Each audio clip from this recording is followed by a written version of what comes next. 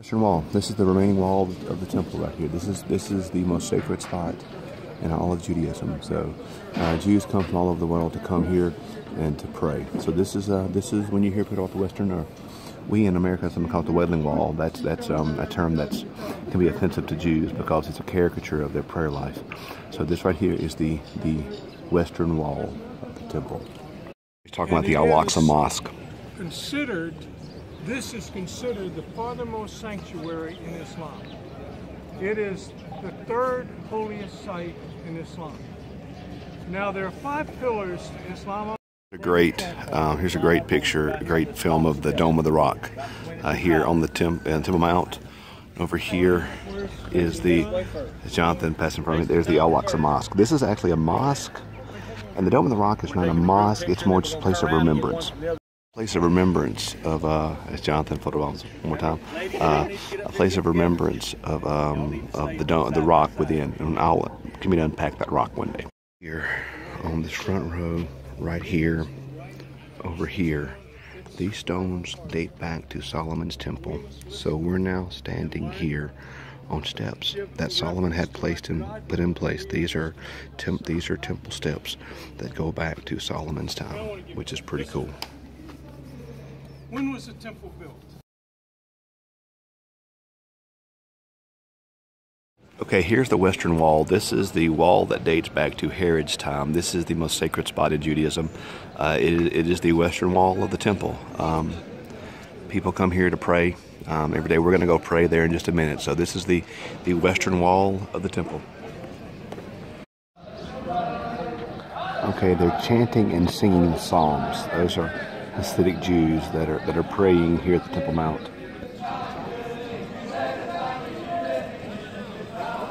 Synagogue that runs along the wall. So you see the individuals that are praying.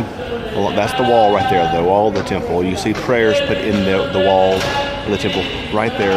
That's where the Torah scrolls are kept here in the synagogue. More Torah scrolls. So this is a synagogue that runs all the way along, not all the way along the wall, but as you come up to the wall, you can take a left and go over to the synagogue over here. So this synagogue runs all the way.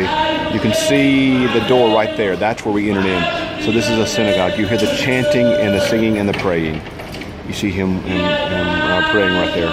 Individuals here praying at the Western Wall.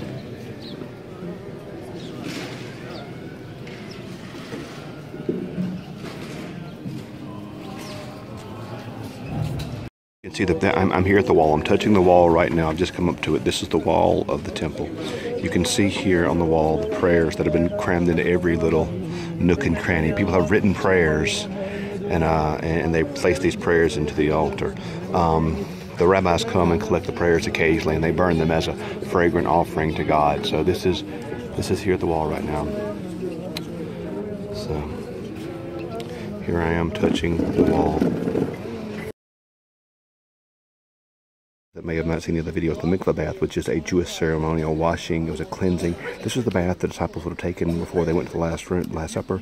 Remember, Jesus said, when Peter said, "Wash me," she said, "You've already had a bath." He was talking about a mikvah bath as a ceremonial cleansing. I'm actually going to walk down into it so you can see. You'd walk down in like this. You'd come down into it. You could see, step over this. This is walking into a mikvah bath. You'd come in. I think the water would be about you see my hand, about right here. And so you walk in, you walk out, and I want to say Sam said, "Hey Mackie, would you walk out another side?" You walk down the right side, but you walk up the left. So that would be like what it was like to walk through a mikvah bath. Another mikvah bath here. You can see how it goes down into that. So here's another mikvah bath. The Western Wall. This is not where they pray at, but remains the Western Wall of the temple. Look how big it is. You know, you can get a scope for the size of how big the temple was. See, there's Sam there, and just look how it goes. And by the way, look at the sky. It's a beautiful day here in Jerusalem. Beautiful day. The part we prayed over was on the other side of Robinson's Arch, right there. That right there, that's the pinnacle of the temple. That's where Jesus would have been tempted, and Satan would have said, you know, take him to the pinnacle. So right there, that's the pinnacle of the temple. When he says throw him down off the pinnacle of the temple, it would have been right. Jesus would have talked to the Pharisees. Talked is a strong word. He would have taught and fussed the Pharisees. The Sanhedrin would have been right up there. So just those steps right there would have been the steps some of the steps he would have been at. So all these are modern recreations of those steps. But in Matthew 23, when he pronounces the 7 woes against the Pharisees, that happened right here. These are the teaching steps right here in the Ophel Gardens here. So you can see when he says you're like a bunch of whitewashed tombs, look right over there. See? Mount of Olives. There'd be the whitewashed tombs right there. So you can read this account in Matthew 23, I believe it is. But the teaching steps, Sanhedrin, these are modern recreations. Mount of Olives. So, Church of St. Anne. This is a Catholic church. It's dedicated in memory to Mary's mother. It's also, we're going to go outside. The Pool of Bethesda is right outside. So this is the Church of St. Anne. We don't have long in here. It's a beautiful sanctuary. It has some of the best acoustics of anywhere in the Holy Land. First time we came here, Holly sang, and it was, I mean, I'm biased, but it was one of the more beautiful things I've ever heard. So this is the Church of St. Anne.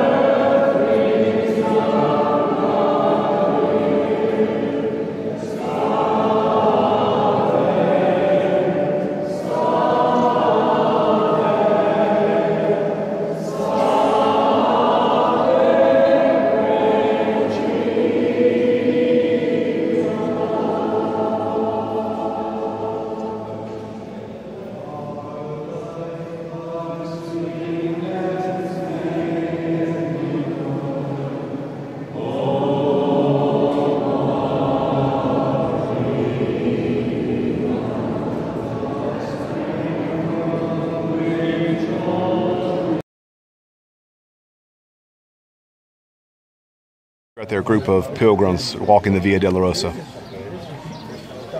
Great view of the old city from on top of the Austrian hostel. It's called a hospice, but it's a hostel.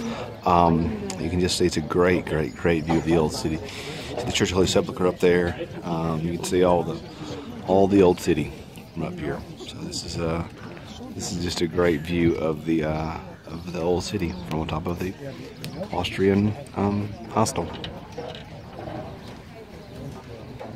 Okay, here we are at the place where Jesus was beaten, and this is the place where they played game for. There's a game called the Game of the King, which is basically a game that the Roman soldiers played in the beating of a prisoner. You see one Game of the King here, which was been preserved pretty well. You can see on the markings of the pavement here. Another one looks like, it's kind of hard to tell, but it looks like to me it could just be the way the stone is, but it looks like it's some scratches right there. That could be it. But this is we don't know for sure this is where Jesus was flogged and beaten. And we can't say for sure it was here, but this was the traditional site of it. It's entirely possible that it happened in this spot. So you've already in this trip seen where he was judged by Annas and thrown down into the cave. And here in this spot you see where now he is scourged and beaten by the Romans. Go into the Church of the Holy Sepulchre, the traditional spot of Jesus' death. There's a banner as you come to the church for Christian martyrs, those who have been beheaded by ISIS. Wow. We are now on the roof of the church. You enter into the church by going through the roof. So we're going to enter into just a minute right through that door to the Ethiopian Coptic Chapel of the Church of the Holy Sepulchre.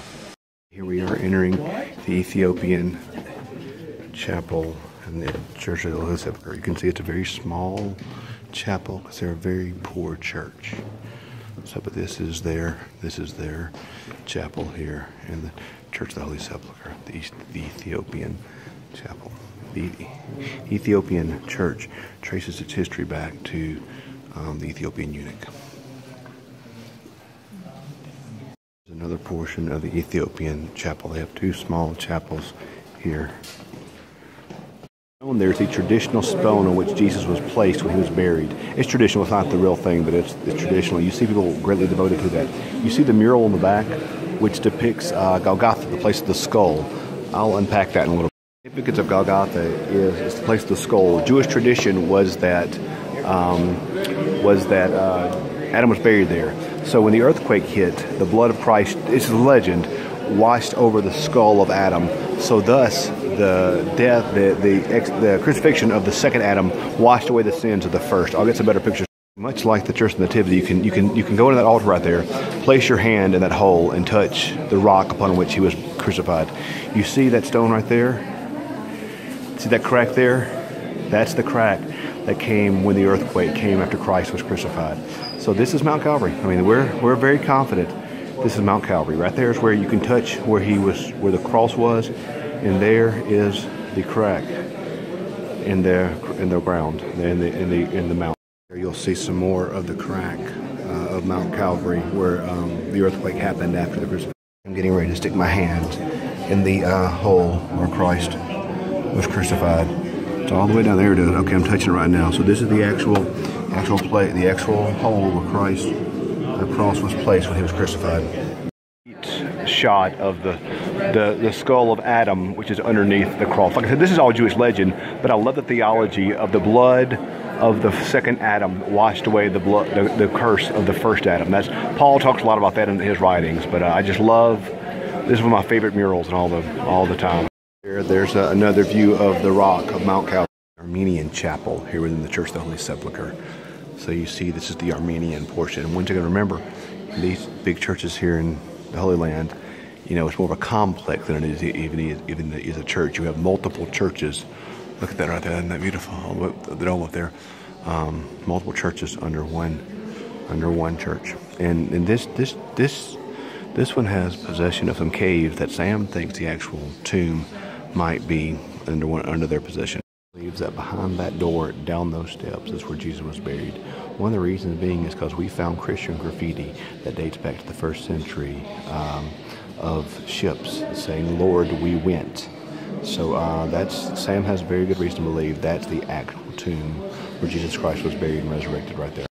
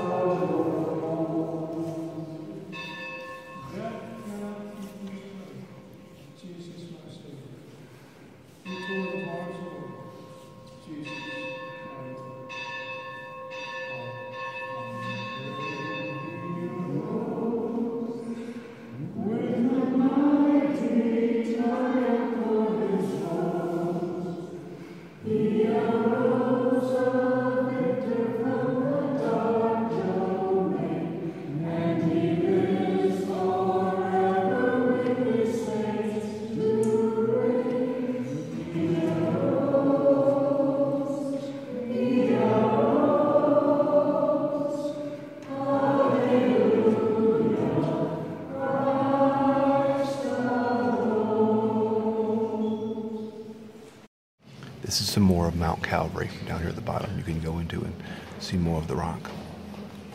Some more of the Mount of Calvary walls.